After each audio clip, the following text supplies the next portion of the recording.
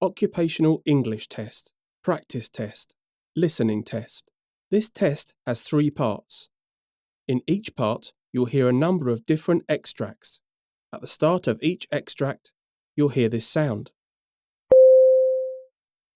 You'll have time to read the questions before you hear each extract, and you'll hear each extract only once. Complete your answers as you listen. At the end of the test, you'll have 2 minutes to check your answers. Part A. In this part of the test, you'll hear 2 different extracts. In each extract, a health professional is talking to a patient. For questions 1 to 24, complete the notes with information you hear. Now, look at the notes from extract 1.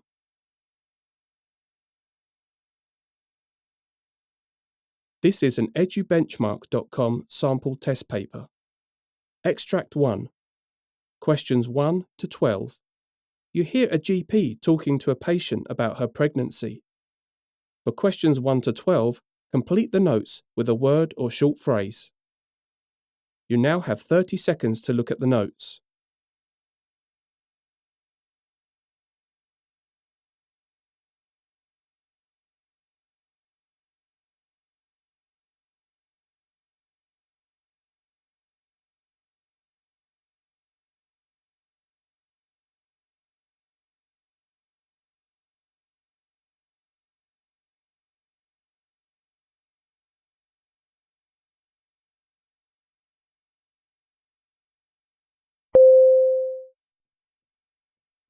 Hello, Maria. How are you doing today?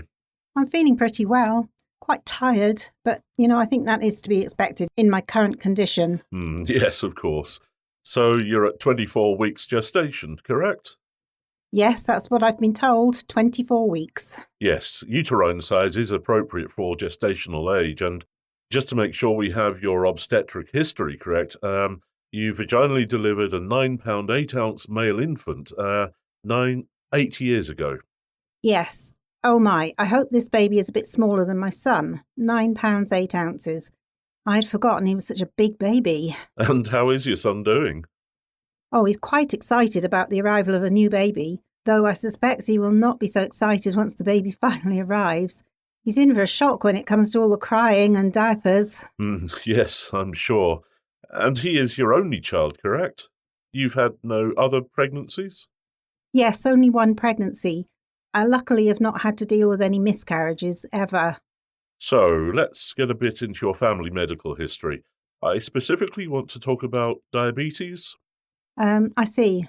Do you have any immediate family members with type 2 diabetes? Type 2 is the kind you get as an adult, right? Yes, that's correct. Type 2 is sometimes called adult-onset diabetes, though with childhood obesity becoming such a big problem, more and more kids and teens are also being diagnosed with type 2 diabetes. Type 2 diabetes is caused by a combination of genetic predisposition, being overweight, and a number of other factors. Well, my husband has type 2 diabetes, and my mother too. My sister mentioned that she got tested for type 2 diabetes as well last year, but I'm not sure what became of that. She didn't say anything after, so I assume everything is all right. Okay, so Maria, you have a first-degree relative with the condition. So, Maria, I want to talk to you about your risk for diabetes. You have gained quite a bit of weight during this pregnancy, and a urine dipstick test showed that you have glycosuria, which is an abnormally high amount of sugar in the urine. Now, your test did come up negative for ketones, which is good because it shows that you do not have uncontrolled diabetes at this time. Okay, I think I'm following you, but just to make sure, do I have diabetes or do I not have it? At this time, you are a likely candidate for gestational diabetes. Gestational diabetes often disappears after giving birth, but considering your risk factors for developing type 2 diabetes, it may not go away. In fact, you may have been pre-diabetic prior to becoming pregnant. But with all the tests that are done during pregnancy, it's just being detected now. So are there further tests you need to do or just some recommendations?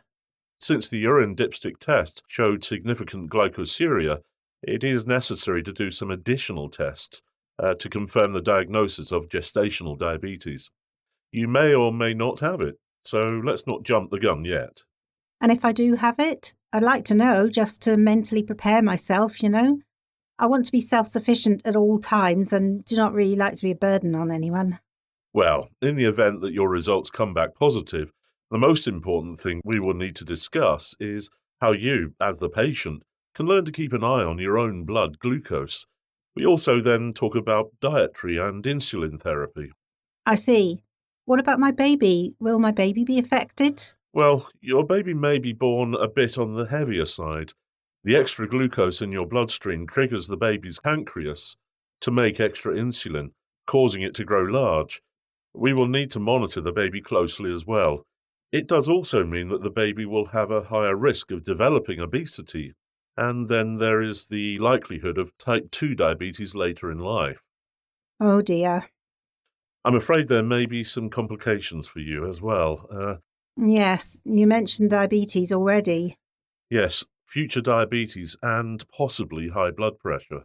But the good thing is that we caught it now and not later, so we can start working on getting it under control. Yes, I thought I was just coming in for a routine appointment, but... This is an edubenchmark.com sample test paper.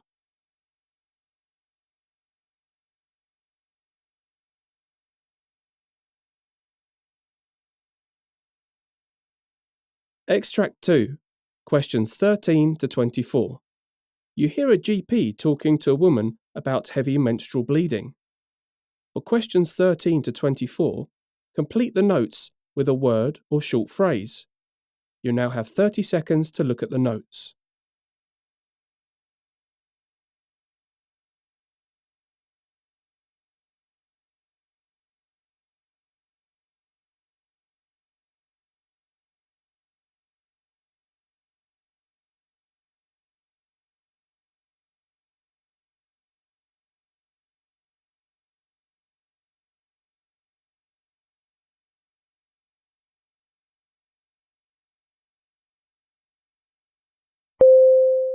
Hello, Mrs. Peters. I see you made today's appointment because you are concerned about heavy periods.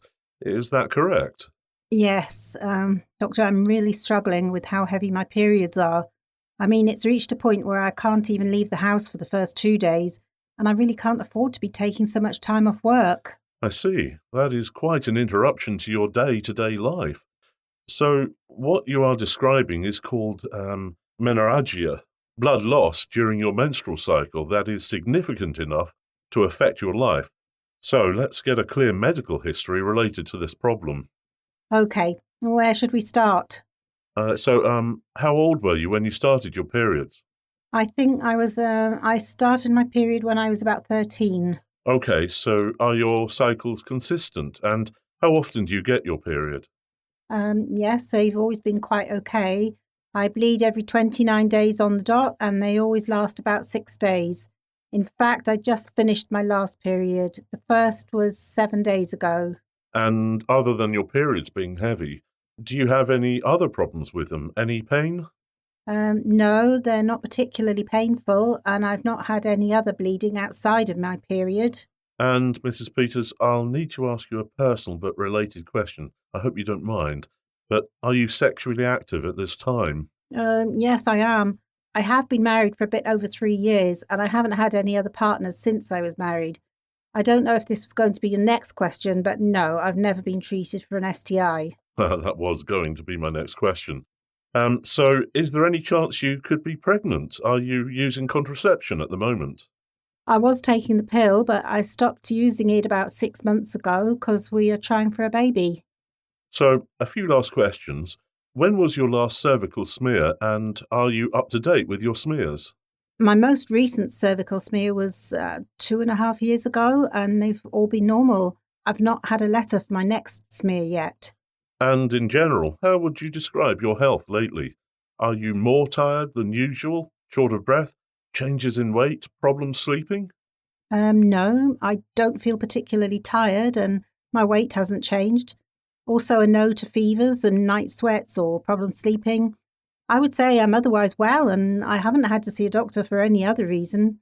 Other than the pill, I'm not taking any medication at the moment. Okay, so since your heavy menstrual bleeding is an isolated symptom and not related to pain, irregular cycles, sexual history, or intermenstrual bleeding, the most likely diagnosis is dysfunctional uterine bleeding. And what causes that? But your age makes fibroids less likely. I would like to do a few investigations. The first is a pregnancy test, which I'm sure you're on top of, but we need to rule it out. I would also like to check for anemia and do a transvaginal ultrasound to exclude local organic causes like fibroids, polyps, or adnexal masses. And is there anything you can do to help me manage this problem?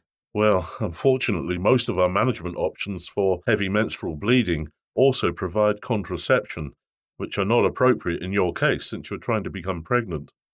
We do have one non-hormonal treatment we can try, tranexamic acid. It usually results in a 50% reduction in blood loss. You will need to wait until just before your next period to use it.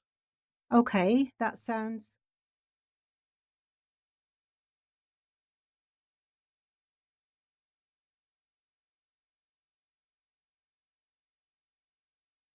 That is the end of Part A. Now look at Part B.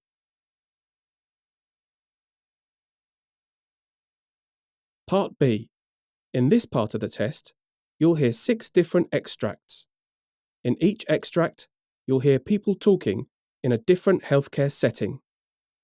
For questions 25 to 30, choose the answer A, B, or C, which fits best according to what you hear. You'll have time to read each question before you listen. Complete your answers as you listen. Now look at question 25. You hear a nurse briefing her colleague about a patient. Now read the question. This is an edubenchmark.com sample test paper.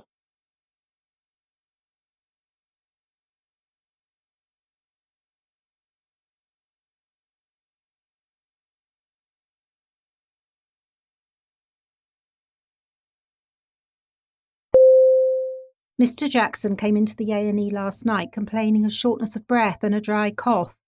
He also presented with a high fever. At the time, he was found to be severely dehydrated and also very disorientated in time, place, and person. He was then admitted after a chest X-ray suggested atypical pneumonia, and investigations of his arterial blood gases on air showed hypoxia. The current diagnosis is community-acquired pneumonia. He was put on high concentration of inspired oxygen and also intravenous fluids to correct his dehydration, and then later on antibiotics, a combination of cefuroxime and clarithromycin. The results of the investigations to make a microbiological diagnosis should be available soon, and at that time the antibiotics can be adjusted accordingly. At this point, he has not required mechanical ventilation, but it is a possibility.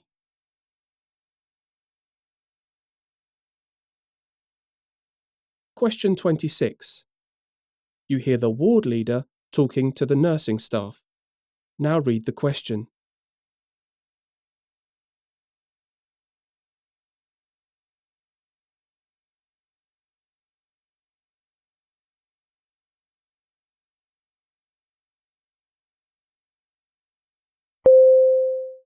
Now, a quick word about the reporting of errors. As we have previously discussed, reporting errors is fundamental to error prevention. I know that we all recognize the importance of reporting errors that can lead to death or grave harm, but reporting potentially harmful errors that were intercepted before harm was done, errors that did not cause harm, and near-miss errors is as important as reporting the ones that do harm patients. Improvement efforts that target systems-related failures that contribute to errors within the complex environment of healthcare may fail if many errors are never reported or captured through other mechanisms. With this being said, I, along with other ward leaders, have noticed a drop in the number of errors being voluntarily reported. In fact, reports of errors have dropped by 40% in the last month, which on the surface may sound great, but as I just pointed out, is an area of concern. So,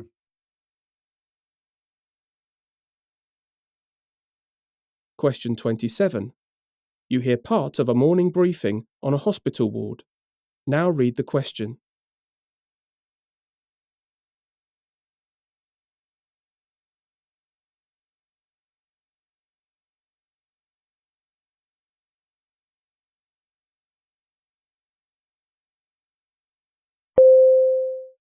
Right, so now to overnight admissions to the ward. Susan, could you start us off? Sure. We have Jeanette Evans in bed 4. She's a 46-year-old woman brought into the A&E with right-sided loin pain and macroscopic hematuria. She was diagnosed with autosomal dominant polycystic kidney disease, and a long-term treatment plan for her is currently being developed. Now that her symptoms have been stabilised, she's going to be transferred from high dependency unit to another ward. Okay, I'll review the clinical status this afternoon and coordinate with the other ward leader for her transfer. Her family will be around later today, and social work intervention is recommended to help them with long-term support of the patient, as well as to help coordinate screening for them.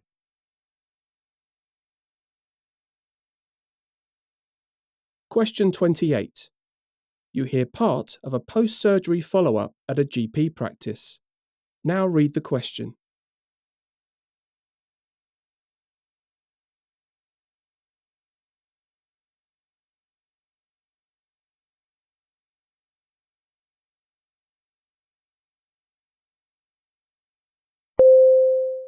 Mr. Alex, how are you today? Things going smoothly since the procedure? Yes, I mean I'm sore, but feeling better. So, you had a laparoscopic appendectomy, so there should be little or no scarring. So, let me check your abdomen. So, I can see the tiny incision points, but there is no sign of infection. So, have you experienced any pain? I feel a little pain in my belly, but it's getting better each day. My doctor warned me about it. Yes, that's likely due to the carbon dioxide gas still in your belly.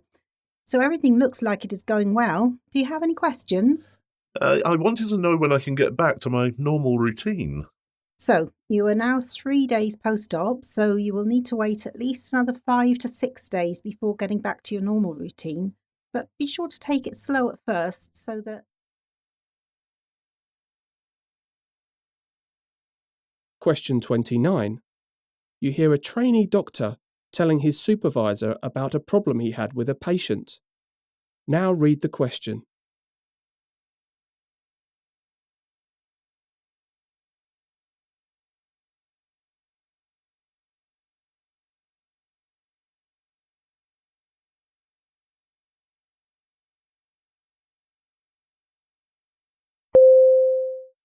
So how has today been so far, James? Well, not so great. I was checking on the patient in bed 6, Mr. Johnson, and realised he was showing signs of dehydration, so I decided I needed to put in an IV to deliver fluids. It is a procedure I've done on numerous occasions, but I just couldn't find a vein. Do you think his long stay here has led to collapsed veins? Well, that can happen with patients like Mr. Johnson. Chronic health issues resulting in long stays in medical facilities and hospitals. And as you can imagine, it is stressful for them if the procedure isn't completed quickly. Yeah, he tried his best not to complain. I could tell he was uncomfortable. How about next time I supervise you do it?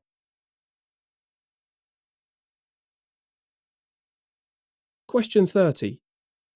You hear a doctor talking to an athlete with a painful arm.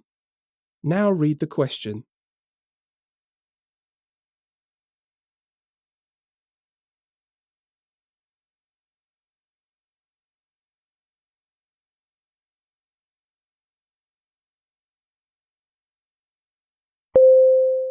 Now then, I understand that you're experiencing some discomfort in your right elbow.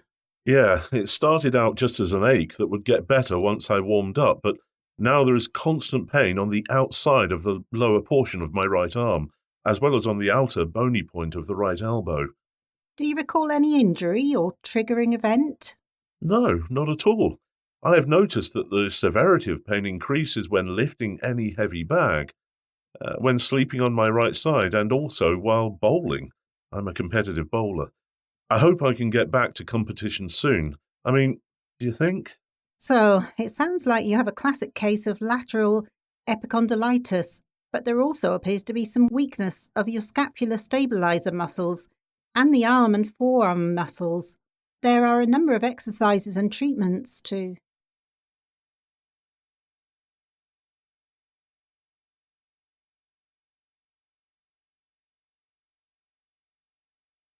That is the end of Part B.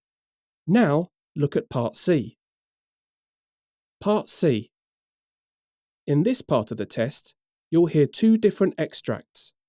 In each extract, you'll hear health professionals talking about aspects of their work. For questions 31 to 42, choose the answer A, B or C, which fits best according to what you hear. Complete your answers as you listen. Now look at Extract 1. Extract 1. Questions 31 to 36. You hear part of an interview with a doctor called Dr. Ellen Samuels, an expert on Lyme disease. You now have 90 seconds to read questions 31 to 36. This is an edubenchmark.com sample test paper.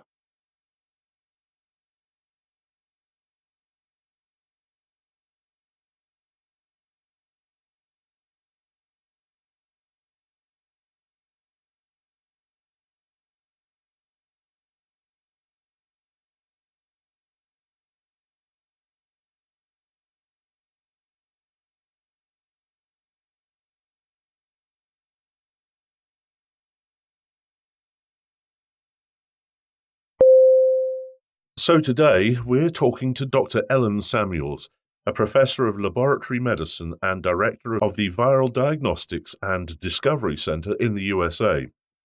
Dr. Samuels' recent reports show that Lyme disease is on the rise. Why do you think that is? You're quite right. Earlier this month, the US Centers for Disease Control and Prevention reported that cases of tick-borne disease more than doubled from 2004 to 2016, from 22,000 cases to 48,000, and that Lyme disease accounted for 82% of all tick-borne diseases. Also, it's important to point out that despite the increase, it is suspected that because of underreporting, the actual number of Lyme disease cases is actually significantly higher, likely more than 350,000 in 2016. As far as why rates have increased across the US, one reason is globalization. People today travel extensively, and for instance, someone can get infected on the East Coast and then go back to their home on the West Coast with Lyme disease. Another reason is climate change, in that the geographic range of the tick vector has expanded westward from the northeast region of the country, as well as southward year after year. How interesting. Non-clinical reasons driving the increase in infections. Yes, exactly. So, how exactly is Lyme disease transmitted? And I hope you don't mind, but another related question is it contagious between humans? So, for ticks to survive in nature, they need to have what we call an animal reservoir. Essentially, a mammal such as a squirrel or rodent that can harbour Borrelia burgdorferi, the bacterium in the tick that causes Lyme disease.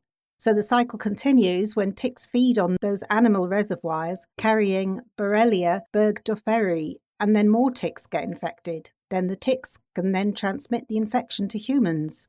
Fortunately, the efficiency of transmitting the bacterium from human to human is quite low. I mean, the period during which you can find the bacterium in blood is very brief, a few days at most, and blood-borne transmission of Borrelia burgdorferi, such as by transfusion, has never been reported. The bacterium is also not excreted in other bodily fluids such as sweat, urine, saliva, or respiratory secretions. For those reasons, Lyme disease is not considered contagious. Much has been made of the difficulty involved in detecting and diagnosing Lyme disease. Is that true? Yes, it does appear that Lyme disease is harder to diagnose, and it's primarily because Borrelia burgdorferi very rapidly leaves the blood and disseminates into the lymph nodes and into tissues. As a result, blood tests for early Lyme disease have low sensitivity. And is it true that it takes at least 24 hours for a tick to transmit Lyme disease to a person? Yes, that's true. The CDC recommends that patients who notice the tick and remove it within 24 hours do not need antibiotic prophylaxis with doxycycline to prevent Lyme disease transmission. The tick typically needs to be on you, sucking your blood and attached to you for 36 to 48 hours, during which time the bacterium migrates from the tick gut to its salivary glands and transmits the Lyme pathogen. Just a moment ago, you spoke about the low sensitivity of blood tests. So, how accurate are the current diagnostic tests for Lyme disease? The current approved testing for Lyme disease is a 2-tier serologic test that looks for the generation of antibodies in response to the infection. However, the key limitation of this test in early Lyme disease is that typically an infected individual may take several weeks before he or she is able to mount an antibody response. Once an antibody response is mounted, the 2-tiered serological test tends to be very sensitive. Is that why so many cases remain undiagnosed? Yes, we do not have an accurate test for early Lyme disease. My lab is currently working on better diagnostics for Lyme disease. A couple of years ago, we did RNA sequencing of blood samples from patients with Lyme disease to look at the human host response. We looked closely at the pattern of gene expressions in patients following infection, comparing the gene signature of Lyme disease to that for control patients. We found that Lyme disease, interestingly enough, has a very distinct pattern of human gene expression in response to the infection. We are currently using these findings to develop a test to more accurately diagnose early Lyme disease. And once a patient has been diagnosed with Lyme disease, what is currently the best standard of care for treatment? Well, the standard of care.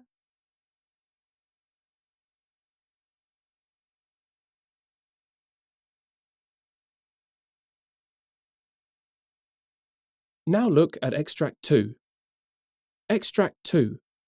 Questions 37 to 42.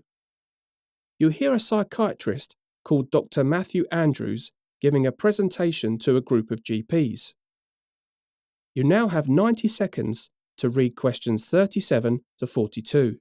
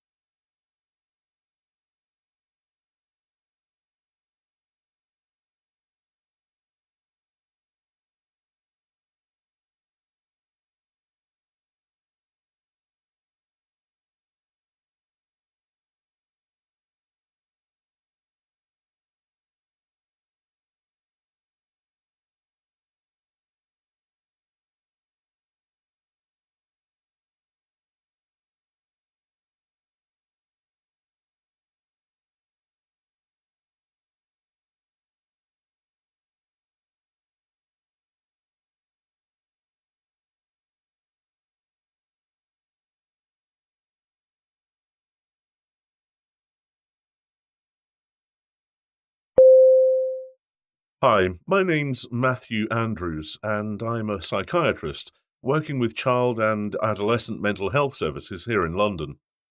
Today, I'm going to present the results of a research study to show you a new way forward for collaboration between general practitioners and specialists in child and adolescent mental health. So, before I get into the study, let's get into the importance of GPs in child and adolescent mental health care. Research has shown that an interested GP is in a good position to provide services to children and adolescents with mental health problems. However, many GPs believe that they lack specific knowledge in this area. Just to show you the mismatch between opportunity and knowledge, a study found that approximately 80% of children and adolescents with psychological problems have seen their GP within the last year. but GPs' identification of psychological problems was limited. These findings are consistent with other studies. This clearly points to a need for GPs from a consultative role only for a psychiatrist to specialist clinics in a primary care setting, telepsychiatry to collaborate care with various mental health care providers. Generally, collaborative programs seem to be more effective than theoretical educational programs, with joint consultation found to be particularly effective. One important fact to point out about these collaborations is that they have generally taken place in adult psychiatry or in pediatrics, but not in general practice. So, since joint consultations in other contexts have been useful, we thought it would be interesting to see how a similar approach would work in general practice. In particular, the aim of our study was to evaluate possible benefits and downsides of the collaboration so as to make useful recommendations to other GPs and mental health specialists considering implementing something similar.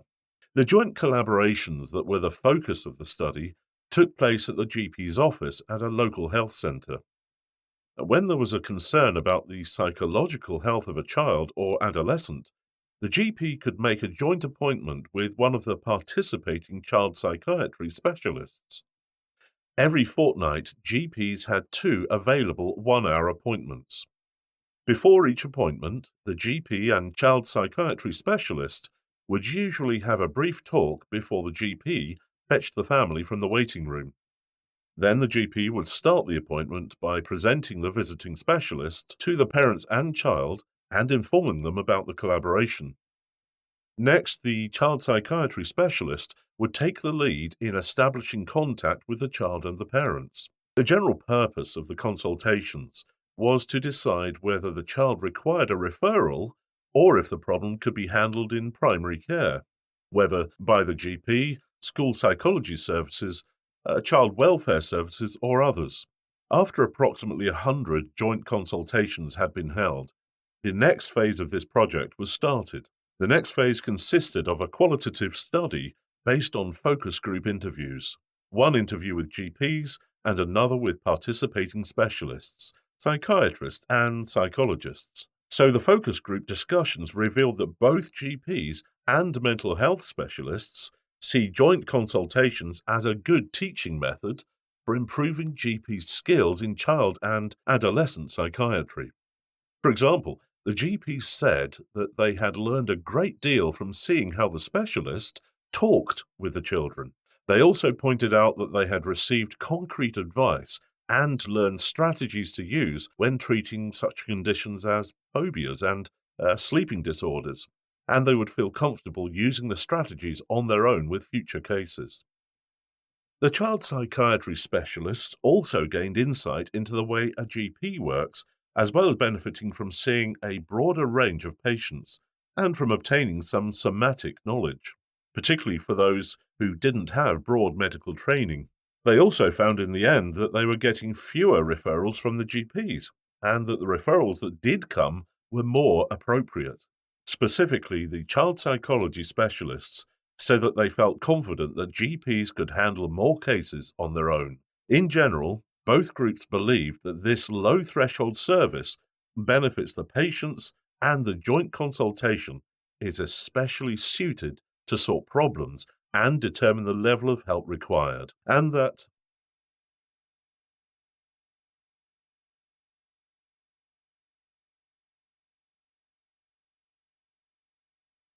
That is the end of Part C.